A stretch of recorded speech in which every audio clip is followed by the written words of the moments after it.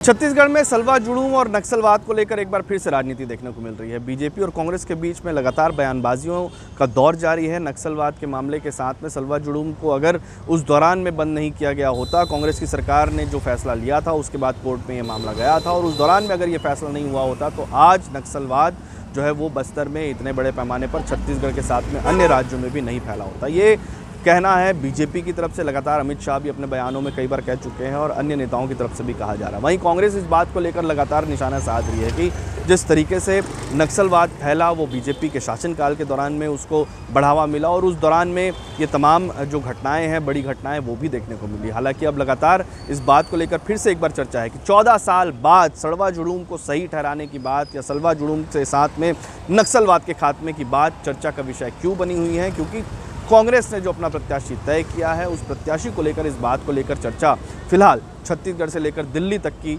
राजधानी दिल्ली तक ये चर्चा देखने को मिल रही है। बस्तर में बारिश का ये आलम है कि सड़कें, पुलिया, नदी, नाले सब कुछ बह चुके हैं, बह रहे हैं, क्योंकि नदी नालों में उफान है और उफान के कारण जो पुल बनाए गए थे वो पुल भी बह चुके हैं, जो सड़कें बनाई गई थी वो सड़कें भी बह चुकी हैं। सवाल गुणवत्ता का तो हर बार बस्तर में उठता हुआ नजर आता है कि आखिरकार ऐसे कौन सी मटेरियल का इस्तेमाल कर रहे हैं कि जो एक भी बरसात नहीं झेल पाती है। एक भी बरसात में कभी पुल जो है वो ढह जाते हैं, कभी सड़कें बह जाती हैं। ये आलम तस्वीरें जो है वो साफ नज़र आती है बस्तर की कि बस्तर में भ्रष्टाचार जो अधिकारी ठेकेदार के द्वारा मिलकर किया जाता है उसका आलम यही है कि जिन सुविधाओं को लेकर जवानों ने अपनी शहादत दी, जिन सड़कों को बनाने को लेकर जवानों ने शहादत दी, उन सड़कों की क्वालिटी, उन सड़कों की गुणवत्ता समय से पहले ही ख़त्म हो जाती हैं। जिन आदिवासियों को शहरों से जोड़कर उनको सरकार की योजनाओं का लाभ दिलाने का दावा किया जाता है वो इसलिए दम तोड़ जाती हैं क्योंकि पहली बरसात में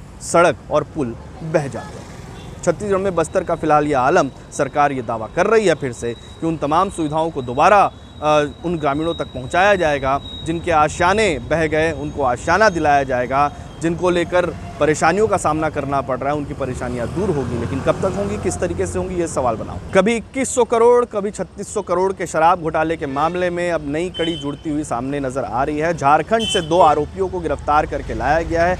ईओडब्ल्यू एसीबी ने ये कार्रवाई की है। माना यह जा रहा था कि ये दोनों आरोपियों की तरफ से जो सिंडिकेट शराब घोटाले में चल रहा था, चाहे वो नकली शराब बनाने का मामला हो, होलोग्राम का मामला हो, इन तमाम मामलों में इनकी हिस्सेदारी थी और इसके साथ में इस सिंडिकेट को महत्वपूर्ण रूप से जोड़ने वाली ये कड़ी दोनों माने जाते हैं। इन दोनों को फिलहाल ईओडब्ल्यू ने छत्तीसगढ़ लेकर झारखंड से पहुंची हुई है और कोर्ट में पेश करके उनको रिमांड में लेते हुए नजर आएगी। इनसे पूछताछ की जाएगी। हो सकता है कई और चौंकाने वाले नाम, क्योंकि इससे पहले आईएएस की गिरफ्तारियां हो चुकी है, पूर्व आबकारी मंत्री की गिरफ्तारियां हो चुकी है। इसके अलावा मुख्यमंत्री उस दौरान में जो तत्कालीन मुख्यमंत्री थे भूपेश बघेल, उनके बेटे की गिरफ्तारी हो चुकी है। तो ऐसे में माना यह जा रहा है कि इन दोनों की गिरफ्तारी के बाद कुछ चौंकाने वाले खुलासे और नाम सामने आ सकते। छत्तीसगढ़ में राजनीतिक पार्टियों के अंदर नेताओं में फूफा कौन होगा, इसको लेकर चर्चा शुरू हो चुकी है। बिल्कुल सही सुन रहे हैं आप। यहाँ पर पूर्व मंत्री अमरजीत भगत ने बीजेपी पर तंज कसते हुए, जो बीजेपी के हाल ही में ही मंत्रिमंडल का विस्तार हुआ, इसके साथ में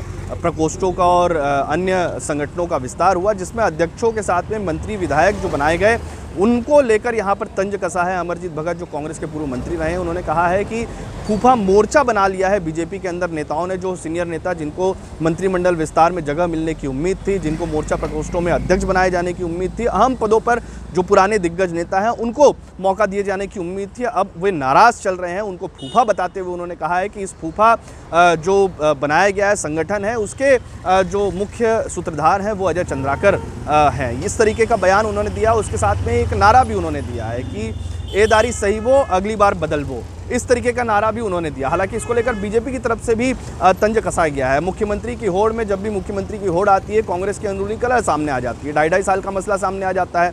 दिल्ली से, राजधानी रायपुर से लेकर दिल्ली तक विधायकों की दौड़ शुरू हो जाती है। उसके बाद भी मुख्यमंत्री जो है वो कौन बनेगा, इसको लेकर संशय बना रहता है। आला कमान ये तय नहीं कर पाता। कांग्रेस के अंदर गुटबाजी सबसे चरम पर है, ये आरोप लगाया है फिलहाल जो छत्तीसगढ़ के स्वास्थ्य मंत्री है जायसवाल ने। उन्होंने बीजेपी की तरफ से कांग्रेस पर तंज कसा है और ये जो फूफा बनने का सिलसिला अब ये किस तरीके से राजनीति में आगे होगा और देखने को मिलेगा, ये भी देखना दिलचस्प है। कि कांग्रेस को अपनी पार्टी की चिंता करनी चाहिए, उनको भारतीय जनता पार्टी की चिंता करने की जरूरत नहीं है। अभी उनके पूर्व मुख्यमंत्री और प्रदेश अध्यक्ष के बीच में किस प्रकार का शीत वार चल रहा है, कोल्ड वार चल रहा है। आप देख रहे हैं आपस में एक नेता एक दूसरे की पैर खींचने में लगे हुए हैं। वो अपना देखें, भारतीय जनता पार्टी एक बड़ी पार्टी है, विश्व की सबसे बड़ी पार्टी है और हमारे सारे नेता परिवार भाव से काम करते हैं।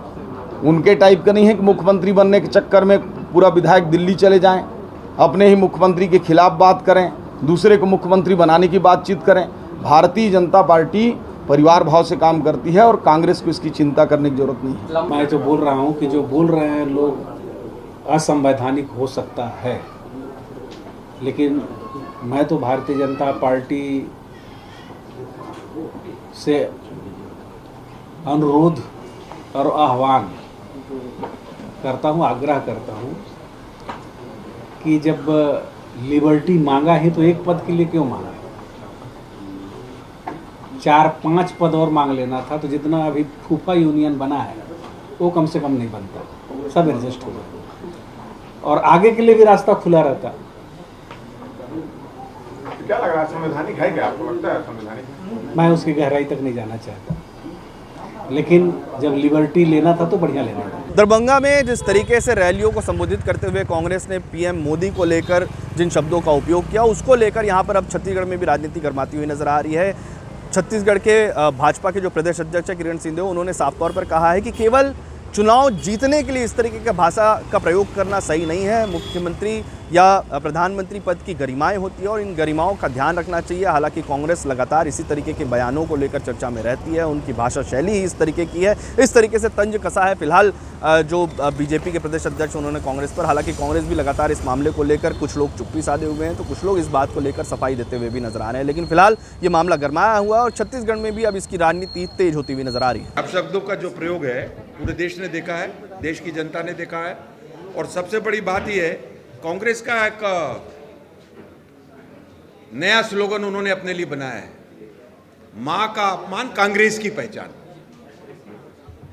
मां का अपमान कांग्रेस की पहचान। हमारी देश भी मां है, देश भी माता है। और इसी प्रकार जिस तरीके से समय समय पे और अभद्र भाषा, अभद्र मतलब उस अपशब्द को हम बोल भी नहीं सकते मीडिया के सामने, इतना साहस हम में नहीं है। तो वो इस तरीके से लगातार मां का अपमान और कांग्रेस ने अपनी पहचान बना ली इस तरीके से। और मुझे नहीं लगता कि देश के किसी भी समाज, वर्ग और धर्म, संप्रदाय, जाति, आयु के लोगों को इन शब्दों को वे स्वीकार करेंगे।